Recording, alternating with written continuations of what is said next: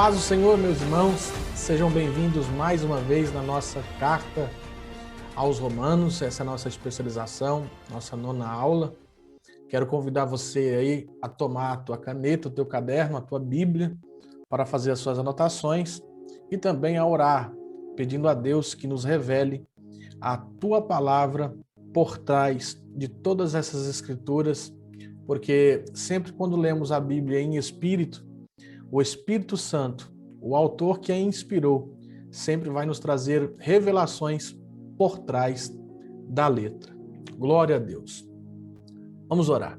Senhor nosso Deus e nosso Pai, graças te damos por tudo quanto o Senhor tem feito em nossas vidas. Obrigado mais uma vez pela oportunidade de estarmos diante da sua palavra, pelos teus filhos, mesmo que virtualmente falando. Espírito Santo, venha nos conduzir, nos direcionar de uma forma sábia, de uma forma ousada, gerando vida na vida dos teus filhos. Venha nos trazer revelação nos textos e que nós possamos passar segundo a tua inspiração. É o que eu lhe peço em nome de Jesus. Glória a Deus. Nas aulas passadas já finalizamos Romanos capítulo de número 5. Nós falamos a respeito dos 2 homens, 2 atos e 2 resultados. Hoje nós vamos persistir um pouquinho nisso ainda, porque o capítulo de número 6 é ainda uma continuação do capítulo de número 5, falando a respeito da justificação.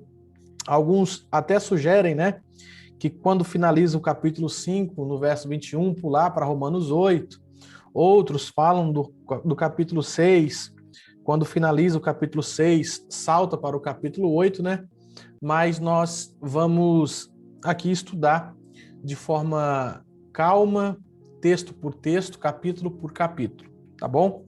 Então, quando nós lemos todo o capítulo de número 5, nós aprendemos a respeito da justificação tanto posicional quanto disposicional. Posicional tem a ver com aquilo que Cristo fez conosco.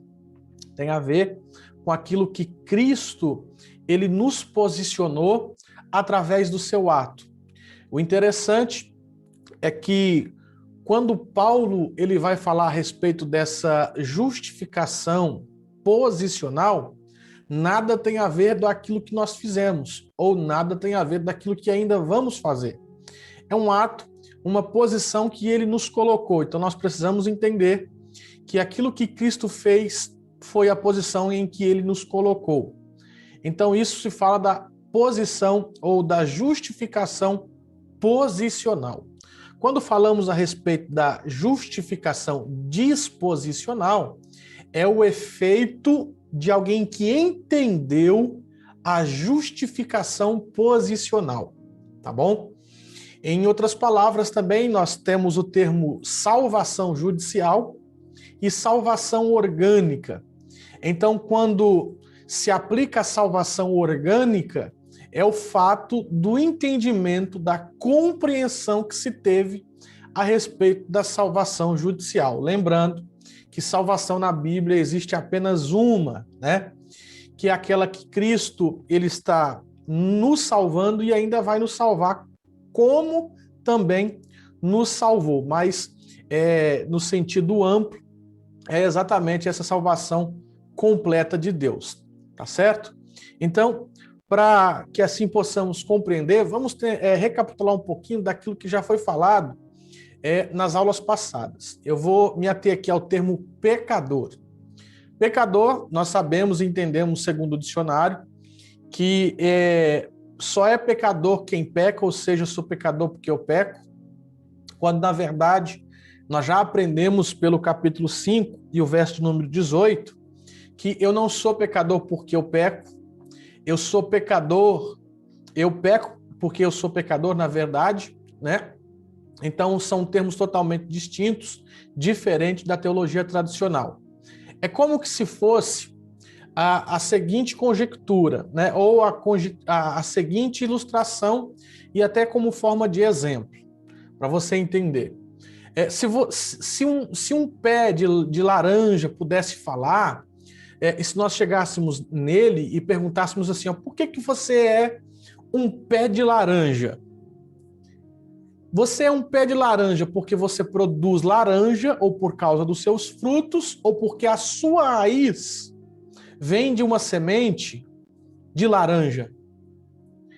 Ela vai olhar e iria te dizer, independentemente se eu produzo ou não frutos, que é a laranja, eu não deixaria de ser um pé de laranja, porque essa é a minha constituição.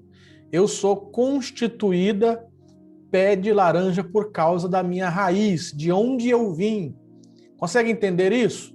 Então nós somos um pé de pecadeiro. Anote isso. Todo ser humano, ele é um pé de pecadeiro. Consegue entender isso? Todo ser humano, ele é um pé de pecadeiro e todo pé de pecadeiro produz o quê, irmãos? Produz pecados. Consegue entender? Então, por que que nós somos um pé de pecadeiro? Porque a nossa raiz humana, a nossa raiz genealógica, né, que é a raiz estando em Adão, né, que é de lá que nós viemos, cometeu o primeiro pecado no sentido humano, no contexto geográfico, espaço-tempo, né? E quando ele comete o primeiro ato, o primeiro pecado, todos os que vieram dele, eu ia falar após ele, né? Depois dele, mas vieram, né? Dele. Observe, tanto a sua esposa, quanto as suas filhas, quanto seus filhos, né? Eu ia polemizar aqui, mas eu não vou polemizar, não. Ou eu polemizo? Eu só vou deixar uma pulga, então, atrás da orelha, né? Porque, para mim, eu creio piamente que Adão, ele teve filhas no jardim, tá? Filhas no jardim, dentro do jardim, antes de sair, tá? Mas essa não é a questão aqui que nós vamos adentrar. Mas entenda, então todos aqueles que vieram de Adão, né, eles são pecadores.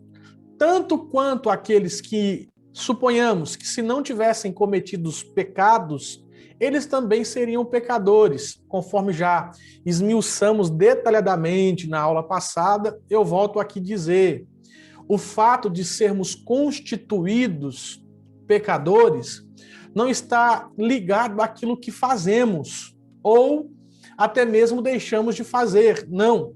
Ser pecadores está ligado com aquilo que somos. Ou seja, somos filhos de Adão. Isso para os ímpios, porque hoje a nossa posição após crermos em Cristo é estarmos em Cristo. Quando eu falo estarmos em Adão, é para contextualizar o que eu estou ensinando. Tá bem? Então, ser pecador não depende daquilo que eu faço. Então, suponhamos que você é alguém que nasceu, cresceu, se tornou adolescente, jovem, adulto, senhor e morreu.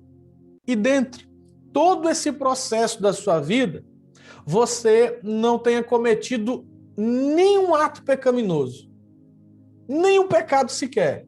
Eu te pergunto, você seria ou não um pecador? Para as pessoas lá fora e para quem cresce dentro de um cabresto, acho que é assim que fala, né? Teológico, sistemático, dogmático, né? Que é onde os pastores hoje, você não pode levantar a mão para indagar aquilo que eles ensinam, porque você é dado como rebelde, né? Infelizmente eu vejo muito disso. Você não pode questionar os líderes, você não pode questionar os presidentes, você não pode questionar os pastores setoriais, você não pode questionar o bispo, porque se você questionar acerca daquilo que ele está ensinando, é porque você é um rebelde, né? Que problema tem, irmão, em um membro perguntar e querer saber daquilo que você está ensinando? Você consegue entender isso? Então, eu não sei o que tem na cabeça de algumas lideranças, só o sangue de Jesus, viu? Então entenda, se você perguntar para alguns líderes, para algumas pessoas, eles vão falar para você assim, ó, esse não foi pecador. Por que eles vão dar essa resposta? Porque na cabeça deles, pecadores são quem comete pecados. E como a pessoa não teve nenhum ato sequer, ela não é pecadora. O problema não é o que Paulo está ensinando. Não é o que Paulo ensina. Paulo ensina que mesmo você fazendo ou não, tendo ou não um ato pecaminoso, você é um pecador. Você consegue entender? Então, olha como que está a visão da igreja, olha como está a visão de algumas pessoas. Quando ela se insinua, fala, cita, nossa, aquele é um pecador. E quando você vai ver, o pecador que ela cita é alguém que adultera, é alguém que se prostitui, é alguém que fuma, alguém que bebe. Você consegue entender? Porque essa é a concepção que eles têm de pecadores. Quanto mais cometem, ou dependendo do tipo ou do nível dos pecados, né, que as pessoas cometem, mais elas são pecadoras nesse sentido, mais dá ênfase no termo pecador, quando na verdade, diante de Deus, mediante ao que Paulo está nos ensinando, não é isso. Para Deus, Deus não está dizendo que é pecador aqueles que cometem mais ou menos pecados. Para Deus, diante de Deus, Paulo está ensinando que pecador não é aquele que comete um adultério ou uma mentirinha. Você consegue entender? Para Deus, o que Paulo está dizendo, diante de Deus, a humanidade, se não crê em Cristo, são pecadores. É uma humanidade pecadora. E essa humanidade pecadora, que nós precisamos entender, não está relacionada, embora pecam-se muito, mas não está relacionada aos cometermos muitos pecados, mas está na concepção adâmica, de onde viemos, geneticamente falando, no sentido vindo do primeiro homem, que é Adão.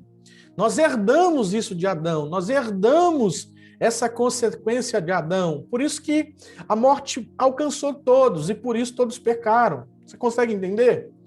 Assim, nós vamos falar disso, mas Romanos capítulo 6, verso de 3 fala assim, ó, porque o salário do pecado é a morte. Então, como que eu sei que alguém é pecador por esse texto? Se alguém morrer, sim ou não? Consegue entender? Por esse texto, se alguém morrer naturalmente, ou seja, chegar aí os teus 100 anos, 101 anos de idade, de repente morrer, o famoso morrer da velhice, né? Mas morrer, ok? Parar de respirar, morrer. Morrer dormindo, pronto. Então, se alguém assim acontecer, a prova que eu vejo Paulo dando aqui é porque é pecador. Consegue entender isso? Aí eu te pergunto, você, mãe principalmente, que carregou o seu filho aí 9 meses, naturalmente falando, né? Eu sei que alguns nasceram de 8, 7, outros sobreviveram a 5, 6 meses, eu sei disso, mas o natural da ciência, né? De uma gestação, 9 meses aí. Você tá com teu menino aí, tua menina, teu filho nos braços.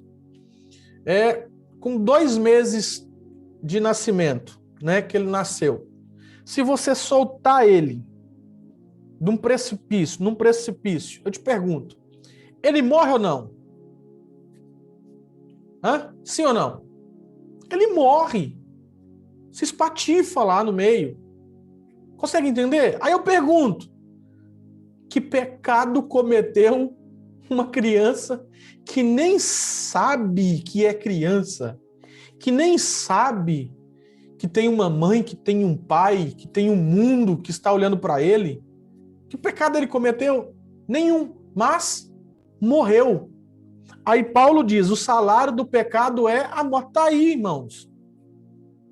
Uma criança também é pecadora. Qual que é o problema? O problema é que se você falar isso num púlpito e não ter tempo de explicar, isso é espontaneamente, né?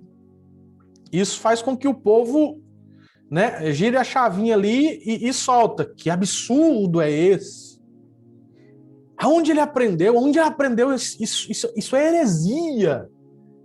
Experimente falar isso. Tô brincando, viu? Não faz isso não. Mas entenda, você pode chegar para qualquer pessoa particularmente e falar assim, ó, experimente, irmão, experimente para quem está com o filho no colo. Chega assim e fala assim, sabia que você está no colo aí é um pecador? Irmão, primeiro, se for mãe, é um soco na certa. Se for vó, é 2 socos, porque é mãe 2 vezes. Você consegue entender isso? Por quê? Porque essa é a concepção que a igreja tradicional tem ensinado para muitos, que pecador são aqueles que cometem pecados, quando na verdade não é a questão de cometer, é a questão de ser constituído pecador por causa de Adão. Então uma criança, ela é pecadora. Então quando você solta isso na concepção deles, no entendimento deles, o que você está querendo dizer?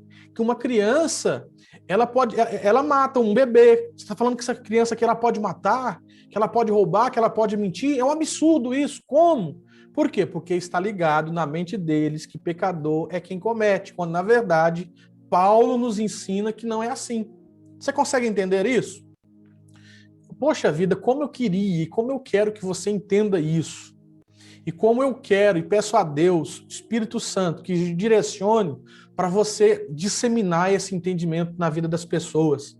Porque muitos serão menos preconceituosos no sentido de eu peco, ele não peca, ele peca mais, eu peco menos. Você consegue entender isso, irmãos?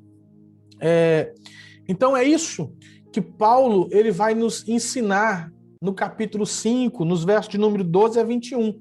Como também em todo o capítulo 5, abrangendo depois, posteriormente, nós vamos ver a questão dos pecados e pecado. E isso nós já falamos, né? Que pecado é a força que eu tenho, essa inclinação que me faz cometer os pecados. Ok? Mas voltando aqui no termo, 2 homens, 2 atos, 2 resultados. Eu tenho um Adão que cometeu um pecado e que o resultado foi morte, mas eu tenho Cristo que venceu o pecado cometendo a justiça, cumprindo essa justiça e nos trazendo o resultado da vida, tá? E nós, diante de Deus, Deus só vai nos enxergar de 2 formas nesse sentido, irmãos. Todo relacionamento que se tem com Deus, a base, a estrutura se passa por Romanos capítulo 5. Qual? 2 homens, 2 atos e 2 resultados. Como assim? O princípio de um relacionamento com Deus está embasado nesta base, nesta estrutura, neste fundamento aqui, nesse sentido de ver como você está em Adão ou você está em Cristo. Vou dizer de novo. Você está em Adão ou você está em Cristo? Você consegue entender isso? Deus te enxerga no princípio, no início de um relacionamento assim, qualquer coisa que você for fazer com Deus. Deixa eu ver se ele está em Cristo ou se ele está em Adão. Esse é o primeiro. Consegue entender? Luiz, quem é os que estão em Adão? Todos aqueles que negam e que não creem em Cristo Senhor Jesus. Consegue entender? Todos esses estão em Adão. Luiz, e os que estão em Cristo? Todos aqueles que creem em Cristo, que creram e que confessaram o Senhor Jesus. E entenda, não é de qualquer forma esse crer, não é de qualquer forma esse confessar. É o que nós vamos entender a partir do capítulo de número 6. Porque muitas pessoas, quando chegam num congresso, ou em um culto festivo, ou em um culto especial, ou em um culto normal, no final, ele vai lá, né, e prega, aí o pastor faz o apelo, Aí, ó, entre aspas, quem quer aceitar Jesus? Aí vem uns 10, 15, 100. Acontecia isso muito num evento aí, né? Em Santa Catarina, principalmente, né? Quantos aqui quer aceitar Jesus e tal? E vinha aquele, assim, um monte de gente, né? Aí se contava. Tem um problema nesse contar almas, irmão, que se eu fosse você, eu parava de contar. Eu dava apenas glória a Deus, viu? Porque Deus sempre teve um quê? Deus sempre teve algo no recenseamento, ou seja, quando se há contagem. Observe os dois fatos que se contaram com Moisés e Davi, principalmente com Davi, para você ver o que aconteceu. Então, quando se há esse recenseamento aí, essa contagem, nós temos que tomar muito cuidado, né? E as pessoas se gabam em contar e falar, ok? E o que acontece? Essas pessoas vêm e contabilizam X pessoas que aceitaram a Jesus, né? Mas você não vê nem 10% daquelas pessoas depois nos próximos cultos. Você consegue entender?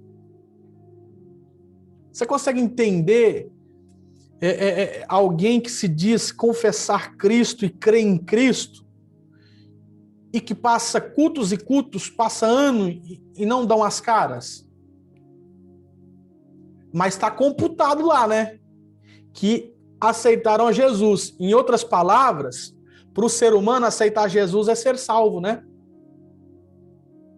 Não é assim? Para Deus não é assim não, viu? Para Deus não é assim não, é exatamente emocionalismo. Para Deus não é assim não, viu? Ah, tem muita gente que vai se decepcionar, vai se surpreender dos dois lados. Quais? E tem cultos que colocou lá 100, 10 pessoas que aceitaram Jesus, mas quando na verdade não aconteceu nada diante de Deus. Mas tem culto que você não colocou nenhuma alma lá que aceitou Jesus, mas que por um intermédio particular há uma grande computação de pessoas que aceitaram a Jesus. Porque aceitar Jesus primeiro, irmão, ou receber Jesus, está ligado com a mensagem cristocêntrica. Eu já disse isso. Tem pessoas pregando sobre Nabote, tem pessoas pregando sobre Davi, tem pessoas pregando sobre Naamã e não levam para Cristo. Consegue entender? Luiz, você é contra? Claro que não, irmão. Está na Bíblia e tem que ser pregado. O problema é que como que você quer que alguém entenda sobre quem é Jesus e no final você faz um apelo se quer aceitar Jesus. O camarada prega toda a mensagem sobre Naamã, sobre cura, né? E não cita sequer uma vez Jesus. E você faz um apelo dizendo quem quer receber Jesus, ela pode ter entendido sobre Jesus por aquilo que ela aprendeu lá fora ou por alguns outros contextos anteriores, mas pela mensagem não foi. Você consegue entender? Então entenda, crer e confessar, quando você faz isso, nós vamos estudar isso também com calma. Romanos capítulo 10, verso de número 9, diz assim, ó, a saber, se com a tua boca confessares ao Senhor Jesus e em teu coração creres que Deus o ressuscitou dentre os mortos, serás salvo. Ou seja, livre do Guiena. Então, o que eu entendo? Eu entendo que para mim ser livre da condenação eterna, eu preciso crer e confessar. Mas entenda, quando você crê e confessa, alguma coisa acontece. Então vamos lá. Voltando, pegando esse resumão da aula passada. Como que eu sou condenado? Como que eu me tornei condenado? Primeira pergunta, foi por aquilo que eu fiz? Resposta, não.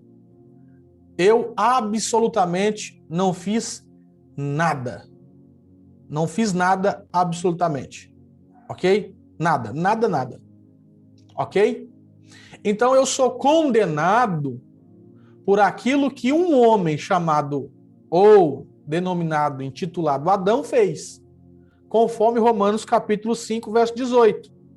Pois assim como por uma só ofensa veio o juízo sobre todos os homens, então veio a consequência, veio o juízo. E o que é esse juízo? Sobre todos. O texto diz, para condenação. Então nós temos um homem, um ato e um resultado, que esse resultado veio sobre todos. E que eu não precisei fazer absolutamente nada para receber esse resultado. Por quê? Porque estávamos em Adão. A humanidade está em Adão. Você consegue entender isso? Então, a condenação veio por um ato, que esse ato não foi meu. Ok? Porque se você perguntar para qualquer pessoa, olha, se aquele ímpio ali que não crê e não confessar o Senhor, ele é salvo, o que elas vão te responder? Vai te responder que não. Ok? Mas independentemente se ele fizer ou não, ele já está destinado à condenação. Você consegue entender isso? O ímpio que não crer em Cristo e não confessa Cristo, ele não está sendo condenado simplesmente, né, por deixar de crer em Cristo, mas inicialmente por estar em Adão. Então entenda, há esse ensinamento, né, e também foi o arqueólogo, né, e eu gosto muito dele também, né, não gosto de tudo, mas na parte da arqueologia eu acho muito interessante, o Dr. Rodrigo Silva, eu acho que muitos conhecem, ele disse, né, em uma apresentação no Vejam Só, que a humanidade, ou os que são, ou os que vão ser condenados, não são condenados por aquilo que fazem, né?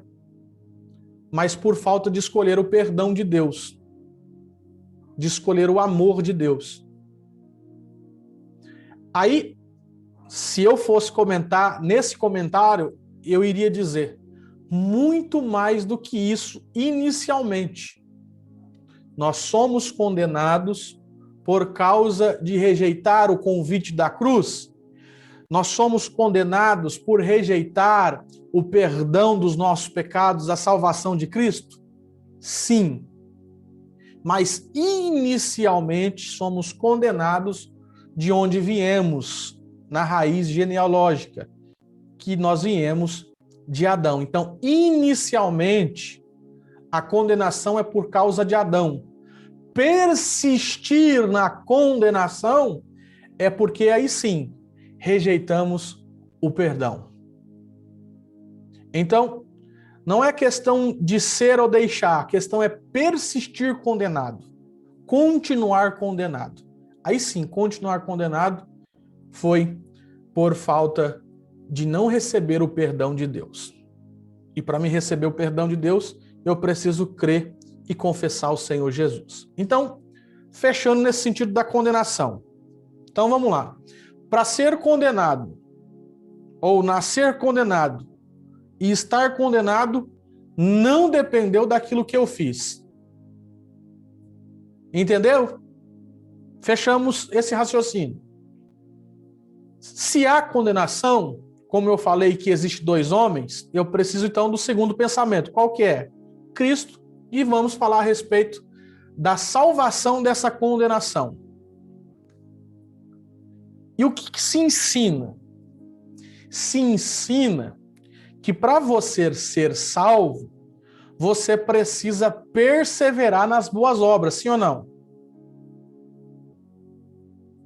Ou seja, usam Mateus, você precisa perseverar até o fim, porque aquele que perseverar até o fim será salvo. Você precisa seguir a paz com todos e a santificação, então você precisa ser santificado dia após dia, porque senão você não vai ver o Senhor. São estes textos que usam totalmente fora de contextos para falar a respeito disso. Mas vamos lá. Suponhamos que esses textos argumentados e comentados por pessoas esteja correto. Vamos lá então. Então quer dizer então que para que eu seja salvo, eu preciso, desde o momento que eu encontrei com o Senhor Jesus, continuar vivendo uma vida de santidade. Sim ou não? Neste comentário, sim. Então eu preciso, dia após dia, ter obras, fazer e praticar boas obras. Ou seja, muitos atos, sim ou não? Olha como que é contraditório, irmãos. Isso. Contraditório e que não há justiça nisso. Isso é uma injustiça de Deus. Por quê? Primeiro, Deus me condena sem eu ter feito nada. E para que eu possa fugir dessa condenação, eu preciso fazer muitas coisas? É isso? É assim que funciona? Suponha você que seja um dono de uma empresa. Ou suponha você que seja funcionário de uma empresa. Você acharia certo você e um outro amigo, um outro funcionário. O outro funcionário,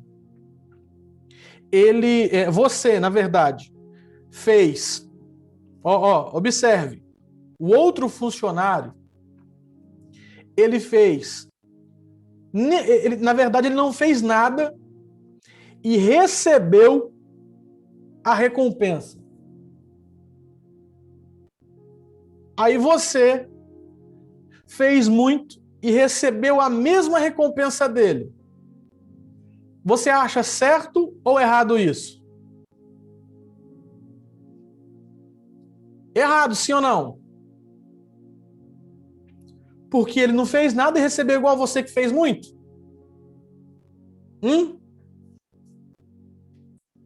Tá. Vamos lá. Mas vamos também num outro contexto, num outro sentido.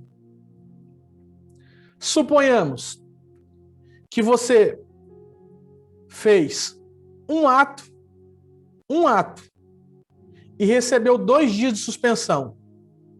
Aí o outro foi lá, fez o mesmo ato e não recebeu nada. De repente ele fez outro, e no 5º ato ele recebeu 2 dias de suspensão igual a você.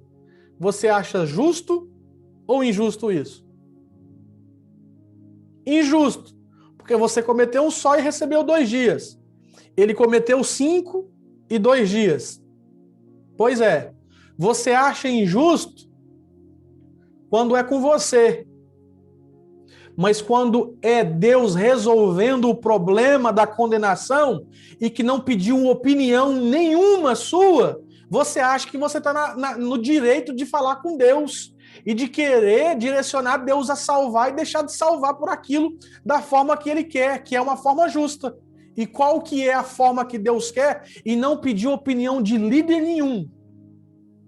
Essa é a verdade. Qual? Assim como por uma ofensa veio a condenação, e que você não precisou de fazer nada para ser condenado, eu resolvi, e porque a base do meu trono, uma delas, é justiça, e eu não pedi opinião nenhuma, de homem nenhum, de líder nenhum, de teólogo nenhum, como também assim, por um ato de justiça, veio a justificação também sobre todos. Ou seja, da mesma forma que eu sou condenado, para ser justo, eu também, da mesma forma, sou salvo. Aí eu te pergunto, durante tudo isso, desses dias, dessas aulas, desses versículos, desse comentário que eu te disse, como que você é condenado e como que você é salvo? Você consegue entender isso, irmão? Tá difícil de entender? Que você é condenado, independentemente daquilo que você faz? E Deus, como é justo, e a base do seu trono, seus fundamentos é justiça, da mesma forma como ele te condenou, como ele condenou a humanidade, ele quer salvar a humanidade? De que forma? Pelo segundo e último Adão? Pelo segundo e último ato de justiça de Cristo, que te torna salvo e pronto? Você consegue entender isso? Mas aí o que acontece? Quando eu ensino isso, quando eu prego isso, qual que é o pensamento, seja sincero, que te teve, que você teve? Seja sincero, qual que é o pensamento que você teve? Suponhamos, da primeira vez que você me ouviu eu falar isso, qual que é o pensamento que você teve? Ah, então quer dizer que eu posso ter uma vida promíscua à vontade, que eu não vou deixar de ser salvo? Sim ou não? Foi isso que você pensou, sim ou não? Se eu sou condenado, independentemente do que eu faço, e já que a salvação também é da mesma forma, não depende daquilo que eu faço, então está liberado o pecado, sim ou não? Não é assim que você entendeu? Quando você ouviu eu te ensinar, ou se é a primeira vez que você está me ouvindo, não é assim que você pensou? Deixa eu te dizer uma coisa, eu estou no mesmo caminho de Paulo.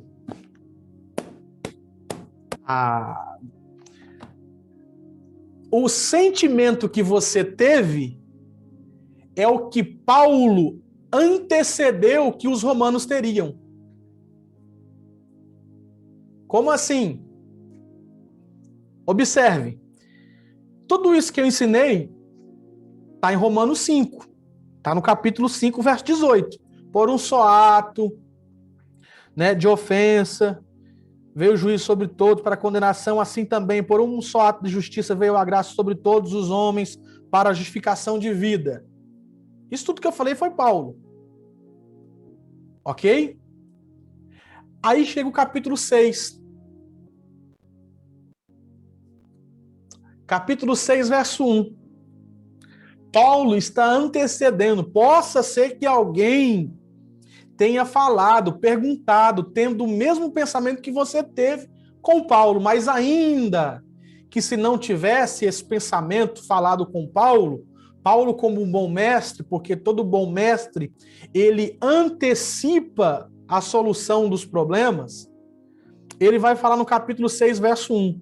Que diremos, pois? Permaneceremos no pecado para que a graça abunde? Ou seja, é o mesmo pensamento que você teve ou já teve quando me ouviu ensinar isso. Primeira colocação, eu estou pregando igual Paulo. Se essa foi a sua reação inicial, eu estou no caminho certo. Estou pregando igual Paulo. Você consegue entender? Então eu estou pregando o evangelho que Paulo pregou. Deixa eu te dizer uma coisa. Se o evangelho que você prega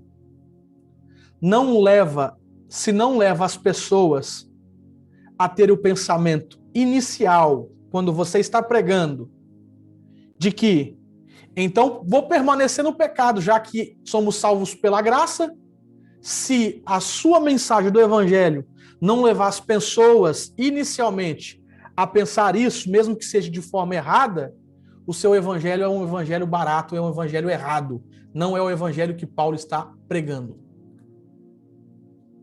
Vou dizer de novo, irmão. Se a mensagem que você prega, se o ensino que você leva, que você ministra, não levarem as pessoas a ter esse pensamento inicial, qual? Vou viver uma vida, então, de pecados. Porque já que somos salvos independente do que fazemos, vou viver uma vida de qualquer jeito, de qualquer forma. Se não for essa reação inicial, o seu evangelho não é o evangelho de Paulo. Porque o evangelho de Paulo levou ou levaria as pessoas a pensar o que você pensou de mim. Porque se não levou e que se não levaria, não tinha necessidade do capítulo 6 e do verso 1 Paulo falar. Que diremos, pois?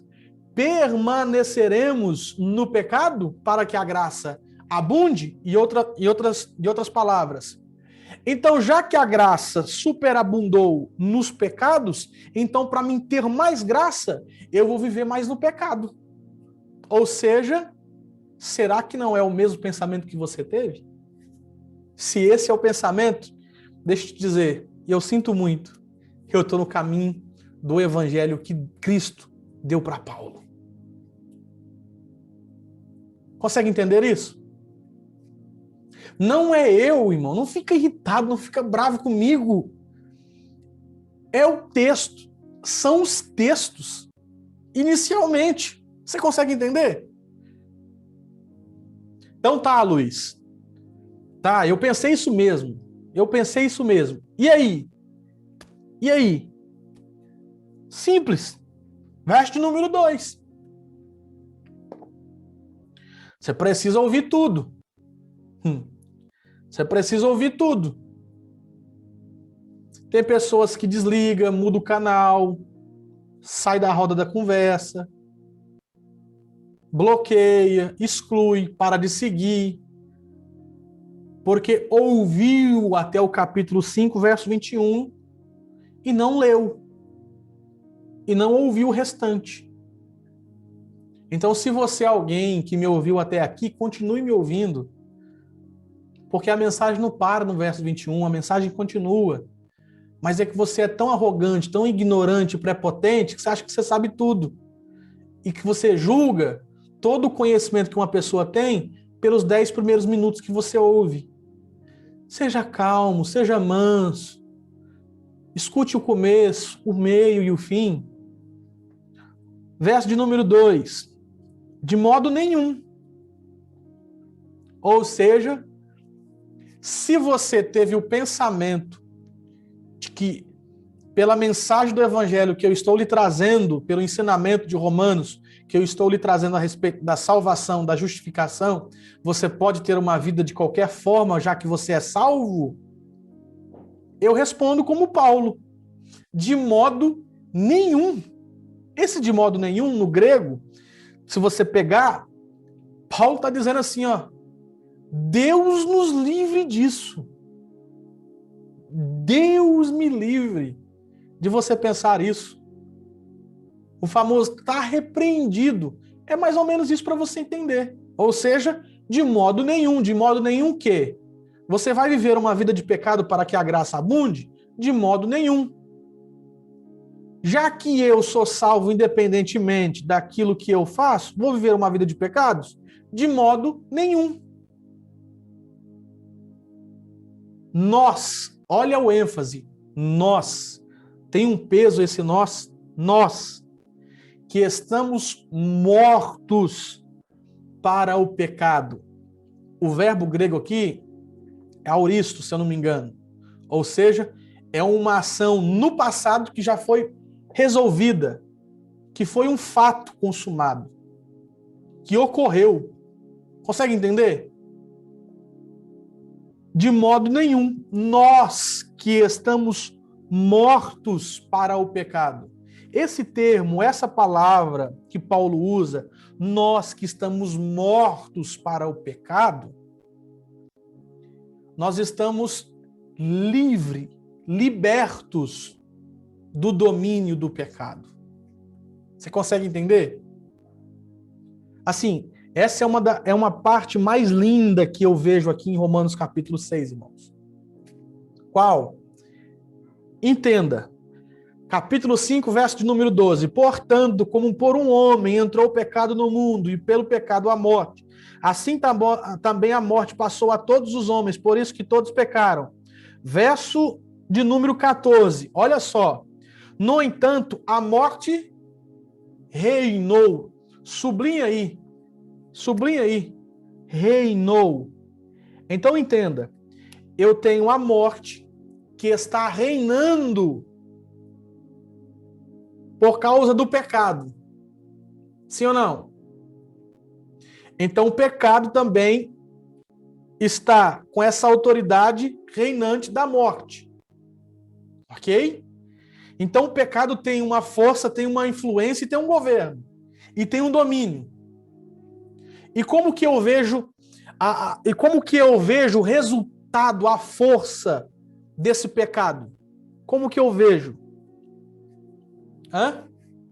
Olhando o mundo, olhando os ímpios. Estamos num contexto que essa aula está sendo gravada no dia... Que dia que é hoje? Dia 28? Dia 29? Dia 29 de junho de 2021.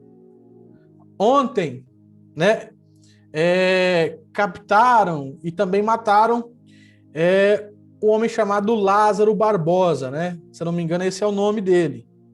E nós vimos durante noticiários o que ele fez, a maldade que ele fez, ok? E que, na verdade, muito mais do que atribuir a ele, na verdade, o pecado que habita nele, né? Infelizmente. E você vê essa crueldade, matou uma família inteira, fez tudo o que fez tudo aquilo que se noticiou. Fora isso, nós vemos um mundo promíscuo, né? Quando você olha um pai, infelizmente, estuprar a própria filha, o próprio filho, matar, o que você fala? Você que é cristão. Se você é cristão, você deveria tirar um pouco o foco da pessoa e colocar no reino do pecado. Consegue entender? Porque o eu da pessoa está sendo governado pelo pecado que está no seu corpo. Por quê? Porque os pecados que ela cometem, ou que eles cometem, é porque eles são escravos do pecado, dessa força que os domina. Então, como que eu vejo um reino, entre aspas, forte, é pelos seus atos, sim ou não?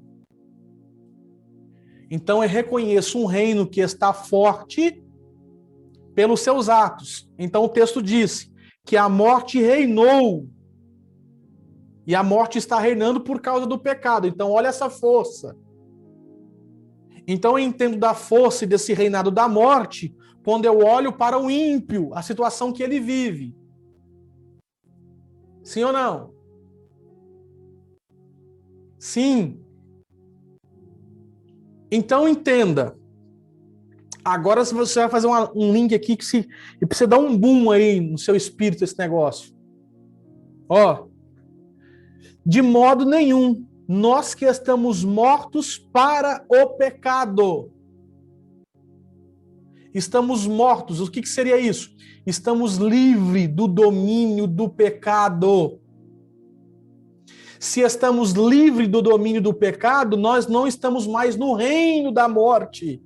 O nosso reino que fomos transportados, que Paulo cita em Colossenses 1:13, é para o reino do Filho, um reino de vida. Ah, irmão, isso aqui é forte. No reino da morte, nós vemos o poder. E como que nós reconhecemos a força desse poder do pecado reinando pela morte? Na iniquidade do povo, ou no sentido, na impiedade do povo, dos ímpios. Mas agora o texto diz que nós fomos libertos desse domínio e nós estamos sobre um novo domínio, um novo governo. E qual que é o governo que nós estamos? O governo de Cristo, desse segundo e último Adão, que teve um ato, justiça, e que agora é vida. Aí você começa a entender, tomara que você entenda, porque eu vou ler esse texto, você precisa entender esse texto. Verso de número 20, verso de número 17 e 20. Porque se pela ofensa de um só a morte reinou, por esse nós conhecemos esse reinado pelos atos, muito mais os que recebem a abundância da graça e o dom da justiça reinarão em vida. Enquanto você olha o ímpio fazendo as atrocidades que ele faz, isso é por causa que eles estão no reinado da morte. O pecado está governando, porque eles estão no domínio do pecado. Mas você precisa entender, o que os cristãos não entendem é quem eles são, aonde eles estão e o que eles fazem em Cristo. Porque a partir do momento que você entende sobre essa justificação posicional, essa salvação judicial, você começa a ter o efeito, o resultado do reino e do domínio que você está. Ou seja, da mesma forma que você vê as atrocidades lá fora, a igreja precisa resultar no domínio que ela está. E qual que é o domínio que ela está, irmão? É o domínio da graça, a abundância da graça, é o reino da graça, paz de espírito, justiça. Você consegue entender isso, irmão? Mas o que acontece? Você olha para algumas denominações, o que você vê são destruições. É porque eles não entenderam ainda isso que Paulo está dizendo. Você consegue entender, irmão? Vamos de novo. Eu estou vendo a força que o reino da morte tem, que são resultados, sim ou não? Aí você diz que você é salvo. Eu sou salvo, você é? Sim ou não? Se você respondeu que sim, eu te faço outra pergunta.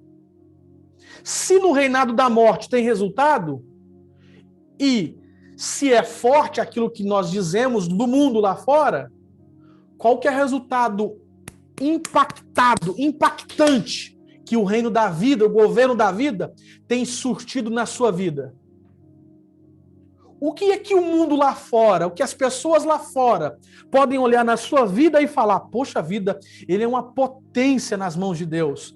Qual é o resultado de vida, irmão, que você tem dado na sua cidade, no seu trabalho, na sua faculdade, para o povo olhar da mesma forma que nós cristãos olhamos para o mundo e vemos o império da morte. E eles olhar para nós e ver o império da vida, o domínio de Cristo sobre as nossas vidas.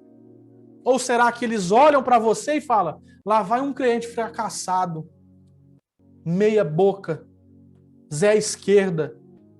Você precisa crer nessa palavra, meu amigo. As pessoas só entendem conceitos. E, de longe ainda, nós precisamos entrar na realidade. Na realidade desse reino. Qual que é a realidade? Veio, porém, a lei para que a ofensa abundasse, mas onde o pecado abundou, superabundou a graça. Verso de número 21. Para que assim como o pecado, olha o que Paulo está dizendo, é o que eu estou ensinando para você, irmão. Para que assim como o pecado reinou na morte, também a graça reinasse pela justiça para a vida eterna, por Jesus Cristo, nosso Senhor. Deixa eu dizer uma coisa, se você não vive uma vida abundante da graça, com essa graça reinante, é porque você está colocando os seus esforços em primeiro lugar, porque só vamos ter uma vida reinante e abundante da graça desde o momento que essa graça reinante em nossa vida seja por Jesus Cristo, o nosso Senhor.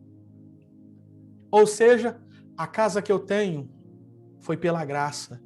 O carro que eu tenho foi pela graça. O que eu tenho é pela graça. É tudo pela graça. Você consegue entender isso, irmão? Verso de número 2. De modo nenhum. Como que eu vou viver uma vida promíscua, relaxada, se o domínio que eu estou é da graça e o domínio da graça é totalmente contra o domínio do pecado? Em outras palavras, agora você vai entender a questão do crer e confessar. Assim, de uma forma aparente, quer saber se uma pessoa realmente creu e confessou? Às vezes pode ser rápido, como pode ser demorado. Mas é você olhar e entender se ele ou ela está vivendo a abundância da graça. E deixa eu te dizer uma coisa, se você está impressionado com a crueldade do mundo, você precisa encontrar em um momento, em um contexto da vida da igreja, se impressionar ainda mais com a vida da igreja. Você consegue entender? E deixa eu dizer aonde me impressiona muito. Se eu não me engano, na China. Onde as pessoas, antes de ir para o trabalho, na China não, na Coreia do Sul, se eu não me engano. Antes de ir para o trabalho, o maior culto que eles fazem é pela manhã. E me pergunte qual é o culto. Culto de libertação? Nada contra, irmão, nada contra. Mas culto do sal grosso, da rosa ungida, dos 7 passos, dos 7 mergulhos, da carta para Deus, as chaves, não. É denominado culto de oração. É o que mais lota lá. Quando eu olho esse povo, quando eu vejo isso, eu entendo Romanos capítulo 5 e verso 21 na vida deles. Quer entender se você está vivendo uma vida abundante da graça, reinando em vida? É quando você preferir Netflix, Globo, SBT, WhatsApp, Facebook, mais do que uma aula dessa. Mais do que um culto na sua denominação. Vou falar de novo. Quer entender se você tem uma vida abundante da graça, reinando em vida? É quando você tem as vontades mais propensas para fazer a vontade de Deus do que a sua vontade. Deixa eu fazer uma pergunta. Como que está o seu reinado em vida? Você tem uma vida de vivo ou uma vida de morto? Porque entenda, há esses processos. Luiz, quer dizer então que como eu sou salvo pela graça, então eu não vou viver mais pecando? É isso então? Porque já que eu fui liberto, né? Nós vamos tratar isso com mais ênfase na próxima aula. Já que eu fui liberto, estamos mortos para o pecado, né? Então, para o domínio, então eles não têm mais o domínio sobre mim? Em tese, em conceito, sim. É exatamente isso. Qual que é o problema?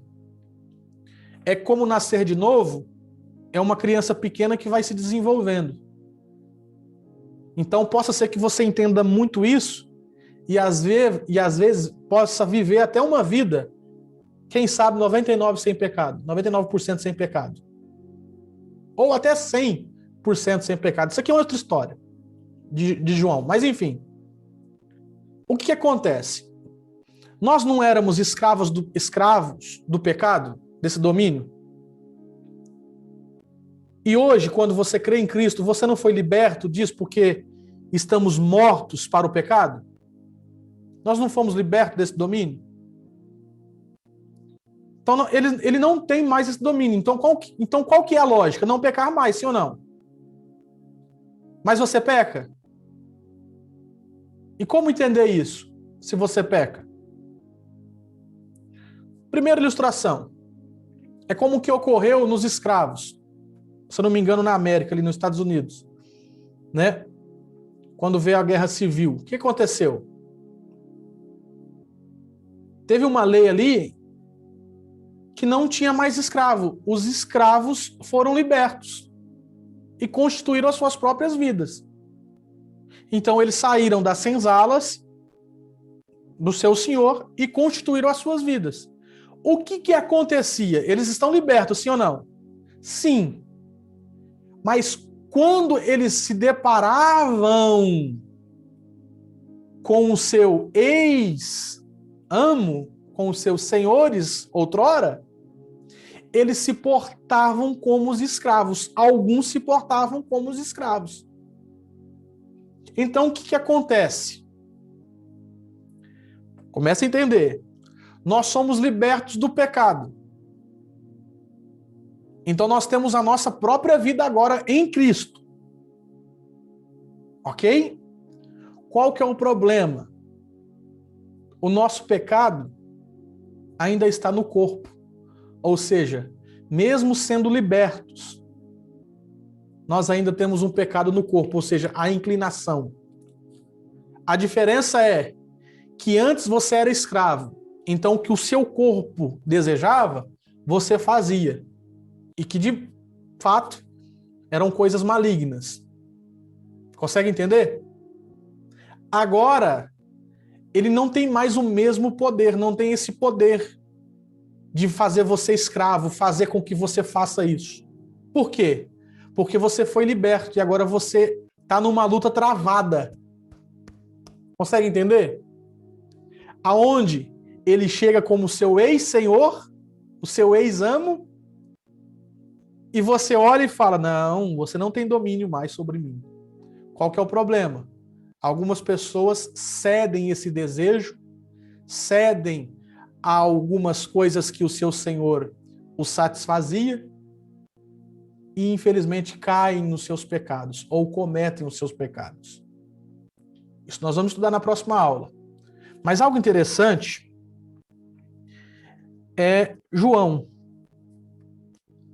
João, capítulo de número 3, verso de número 9. Olha o que João vai dizer. Qualquer que é nascido de Deus não permanece em pecado. Qualquer que é nascido de Deus. O que é nascido de Deus? Um novo nascimento. Não permanece em pecado, porque a sua semente permanece nele, e não pode pecar, porque é nascido de Deus. O que João está dizendo aqui, aparentemente, inicialmente? Quem nasceu de novo não peca. Tá. Se eu perguntar para você, você nasceu de novo, sim ou não? Você vai me responder que sim. Como que nasce de novo? Crendo, recebendo o Senhor Jesus. Crendo e confessando. Você nasceu de novo. Aí eu te pergunto, você já pecou depois que você nasceu de novo? Eu creio que sim, tá. Mas e como que fica o que João está dizendo? João está se contradizendo naquilo que Paulo ensinou, no que o Senhor Jesus ensinou, dizendo que quem nasce, e não pode pecar. Por que não pode pecar, João? Porque é nascido de Deus, porque nasceu de novo.